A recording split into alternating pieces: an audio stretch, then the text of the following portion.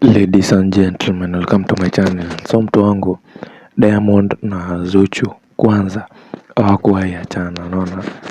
Ile yote ilikuwa tu mambo ya mtandao nini nini. So Zuchu alikuwa na baby shower ingine ngori.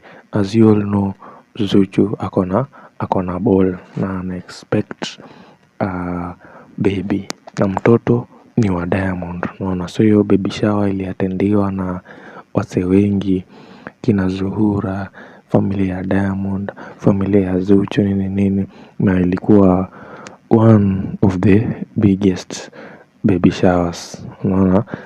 Diamond akibonga alikuwa amesema anaweza tamani sana kupea Zuchu watoto not less than 4, and this is the first one. So je, itafika hiyo 4 ama itapita hiyo 4?